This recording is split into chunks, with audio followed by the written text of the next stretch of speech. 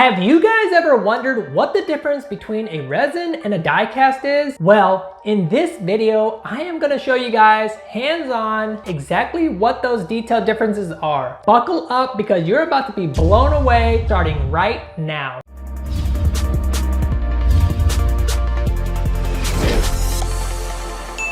What's up guys, James with Model Cars Houston, and if you're brand new to the channel, consider subscribing. I do one video a week every Monday, but if you're a fan of JDM model cars, collector grade model cars, then this is gonna be a great hub so you can stay up to date with the latest and greatest all in one channel. So in this video, this is actually a 2-for-1 video. We are going to be comparing a die cast and resin, but at the same time, we're gonna be comparing FUELME and Tarmac Works, which are two different brands that have been doing this for a while now. But let's dissect these and see exactly what's going on. We've got Tarmac Works on this side. Let me know if you guys love Tarmac Works. This is a S207 WRX. And then here we have a FUELME.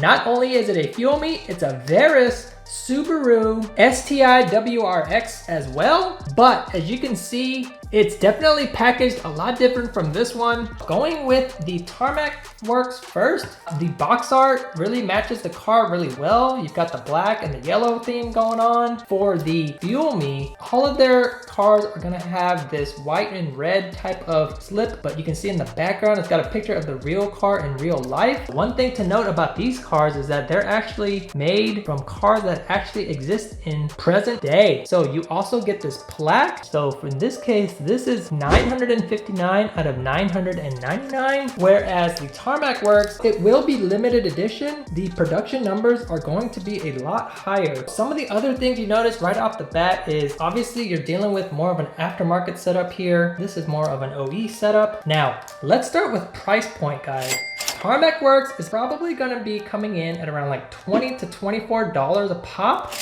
The FUELME resin models are gonna be coming in at around $60 to $65 a piece. Let's pull these two out of their boxes. A few moments later. With the Tarmac, you're gonna get this card, and this card is gonna tell you what number it is and that it is limited edition. However, you're gonna get to around the 3,000 pieces range. For people that are collecting, you're probably gonna want one that's got lower number. That makes it more rare and possibly more sought after. Okay, so here we have it outside of their acrylic cases. However, I want to keep it on the base because I want to show you guys one thing real quick here. You can see that the Tarmac Works comes with a basic plastic base, pretty simple. However, with the FUELME, you'll notice it has this white acrylic base. Got some weight to it, really professional, really nice, really clean. So that is actually another difference when it comes to packaging. I've already mentioned about the plaque here, and then got some information about the car here for the Tarmac Works. Pretty simple, okay? And they're all both bolted down. So starting with the front, the thing with resins is you can get really detailed with the way you set these up. You can see it has really detailed feelers for the front bumper here as far as the Veris body kit goes. You can see the widened fenders, the aftermarket vented hood with a carbon overlay. You can see the front mount here, the front lip, super aggressive. You can see how far it sticks out too. Whereas the Tarmac Works, you're not gonna get anything too crazy as opposed to a setup like this, because like I said before, these are a little bit more mass produced and they're not as specialized. They want to kind of target a general audience. So you're just gonna get the regular setup, nothing too crazy with an OEM paint job. But obviously this blue is also OE. You can already tell the differences in terms of finish and detail just right off the bat. You can see how well that blue shines, but I will give Tarmac credit. They don't look that bad either. Headlight inserts are looking pretty good. They both utilize plastic overlay for the headlights. No sticker nonsense going on for that. You can see it's got a window banner detail here. Pretty simple on this side and covers those lines. And then moving on to the side of the vehicle, you're gonna see some of the aftermarket stuff pop up a lot on the resin. Just quickly here, the beauty of resins is that you can make these unique setup, fully customized customized type of cars and not spend as much in terms of your initial investment. Whereas diecast, you're gonna spend a little bit more in terms of tooling and produce as many as you can to be able to offset those costs. Now resins, as I told you earlier, gonna offset it by price and the fact that it's limited, but you're gonna get a one-of-a-kind type of car. Looking at it from the side, you'll see the fender flares for the front and rear.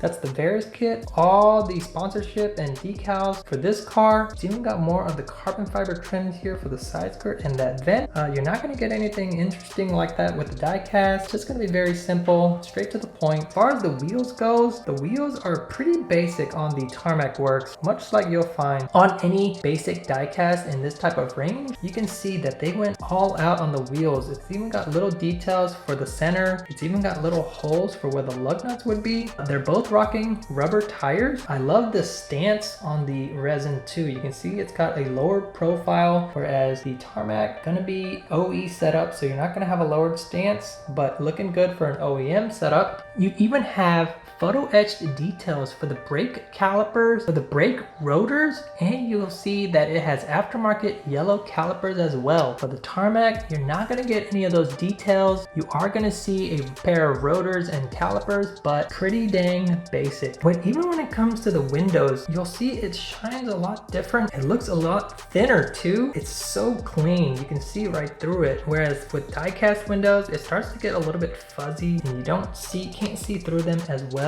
And then from the interior side of things, definitely has a lot of details for both, but you can tell immediately that the dashboard is just a lot more, it looks real, it looks accurate, especially the texture, whereas the diecast here, you're gonna get the simple plastic looking setup. Let's go on to the rear. The rear definitely has a story to tell here. So we've got two different setups, Veris rear end, diffusers, light, aftermarket tail lights. You can see it's got, looks like maybe LED aftermarket tail lights, OEM tail lights on this side. You can see that the detail is a lot more refined. It has the brake lights and turn signals, everything integrated there.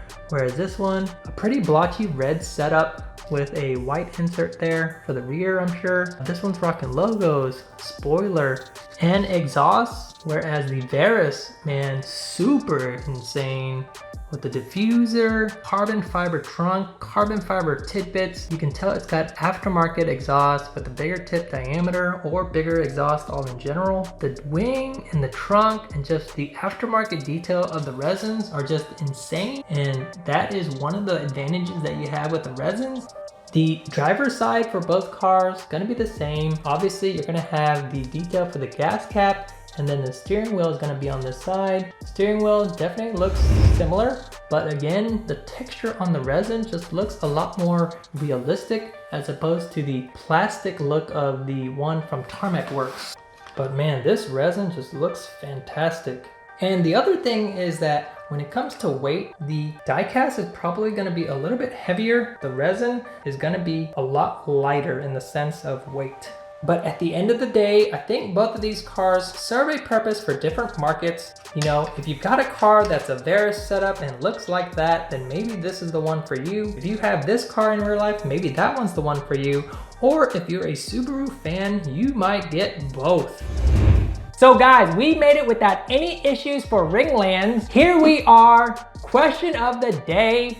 Which one would you go with? Are you more of a resin person or are you more of a diecast person? So let me know down in the comments below what you think. So if you enjoyed that video, guys, if you check out my next slide, I'll see you in those videos or my next video.